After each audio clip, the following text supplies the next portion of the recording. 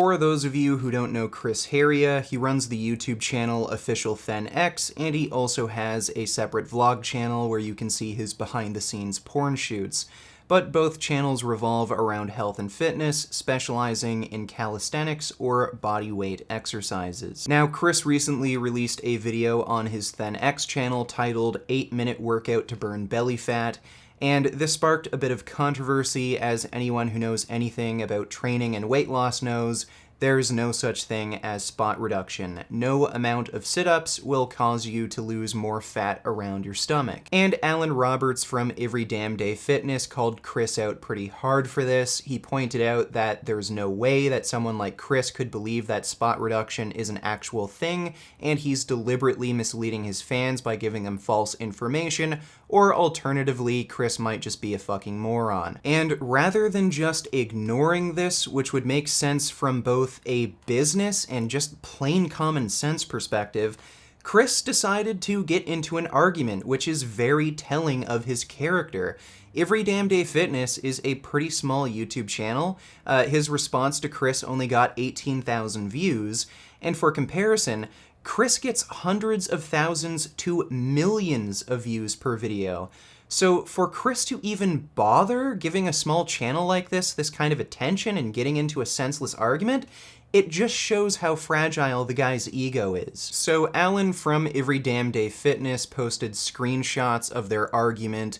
Chris basically accused Alan of trying to get attention for views. He also called him fat and out of shape and jealous. Now, Alan is actually in really good shape. He might not be quite as lean as Chris, but he's still obviously lean, muscular, and athletic. So if you're going to call him fat and out of shape, well, what kind of opinion do you have of all of your clients who want to get in better shape and improve the way they look? Are they all fat, out-of-shape losers because they don't look as good as you? And of course, Chris later deleted all of his comments because after he calmed down from his temper tantrum, he realized he made himself look like a shallow, insecure asshole. On top of that, we may also be able to add stupid or dishonest to his list of personality traits, because in one of Chris's comments, he claimed that although when you exercise you cause weight loss across your entire body, you can still emphasize certain areas. The only study to have ever found any evidence in support of spot reduction was this study from 2017, where they found if you perform resistance training for either upper body or lower body exclusively, followed by endurance training, there did appear to be a greater reduction in body fat in the localized areas that were trained. Now, you could argue that this is evidence that spot reduction is a real thing, but I would say it isn't, because who the fuck only trains one part of their body?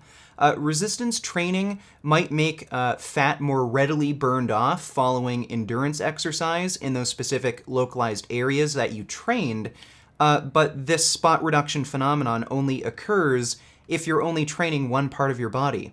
So in practical terms, there's no such thing as spot reduction since everyone is training their entire body. Now, in ThenX's video, all he's doing here is an ab workout, so unless ThenX is advocating that people only train their abdominal muscles and nothing else, then okay, maybe spot reduction would work, and he doesn't even follow up this ab workout with cardiovascular exercise like running or cycling, which appears to be necessary for spot reduction to even work in the first place. So either Chris doesn't have the slightest clue of what he's talking about, or he's just lying to his audience, and we really need to get to the bottom of this.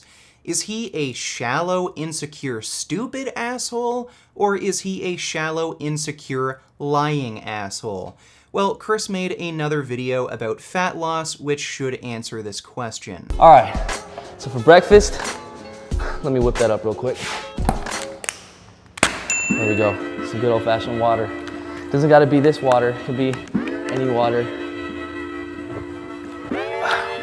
But for the mornings, I normally skip breakfast, definitely hydrate, and try to do some high-intensity cardio-based style warm-ups for the day just to empty out that tank, completely burn off the leftover calories that I had from eating from the day before, so I can increase my metabolism and burn those off in the morning. What I like to do is start each day with an empty tank. So at the beginning, as soon as I wake up, I try to burn out what was ever left in from the day before. And I find that to be the most efficient way to be burning fat every single day and still simultaneously building lean muscle. This idea might be even more retarded than his spot reduction theory, so he literally doesn't understand the concept of calories in versus calories out.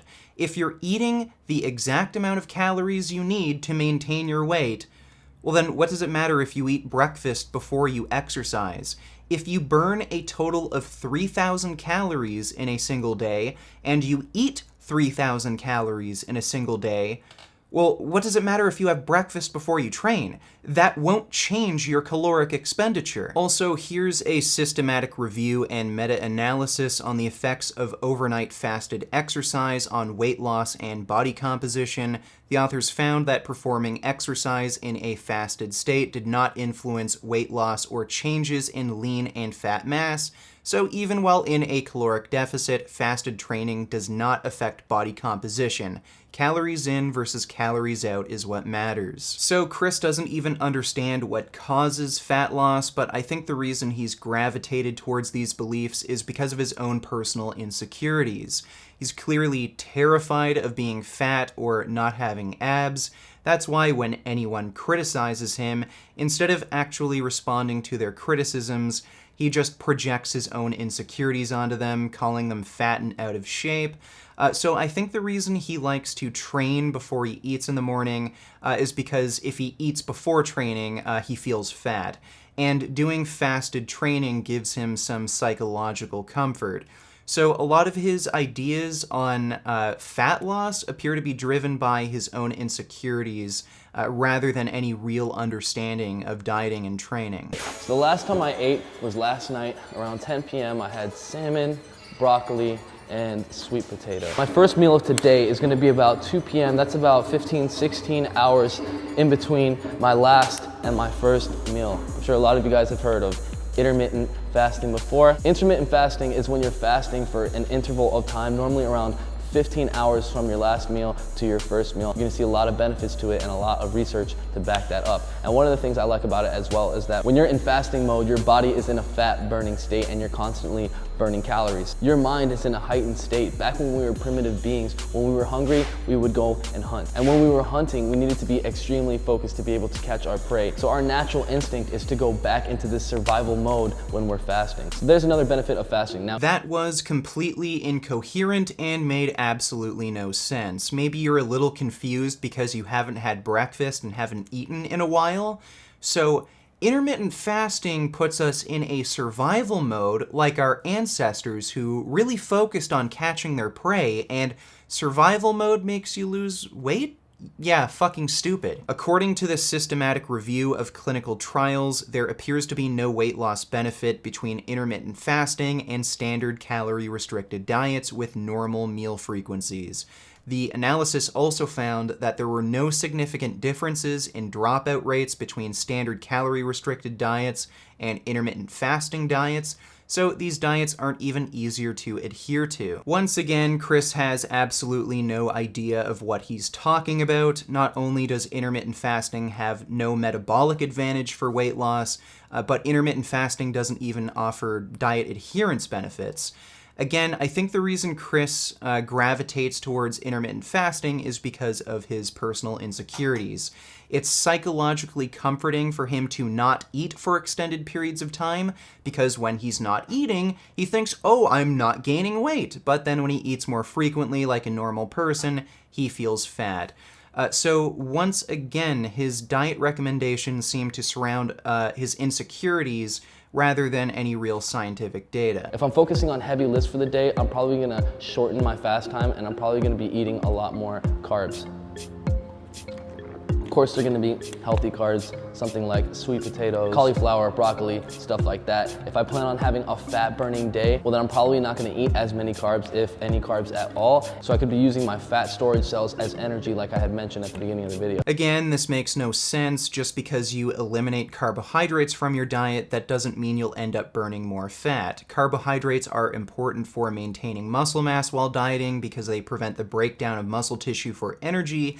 It's pretty common to see greater nitrogen losses during carbohydrate-restricted diets because your body tries to break down muscle tissue to replenish its glucose stores. Carbs are also really important for energy, especially for anaerobic training that requires a lot of power and explosiveness. So on your fat-burning days, where I'm assuming you're training pretty hard, eating carbs will allow you to train at a higher intensity, and thus you might end up burning more fat. But in the end, this all comes down to calories in versus calories out, which is a concept that you don't seem to be able to understand because you're a shallow, insecure, stupid asshole who projects his insecurities onto other people when they call you out on your stupid shit. And if you like this video, maybe consider supporting me on Patreon. I have some funding perks you may find interesting. If you're looking for clothing, then check out the Vegan Gain store. I have a new design available.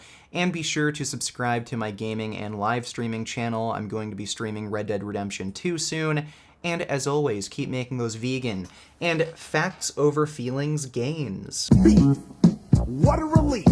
When will this poisonous product cease? This is another public service announcement. You can believe it or you can doubt it. Let us begin now with the cow. The way it gets to your plate and how.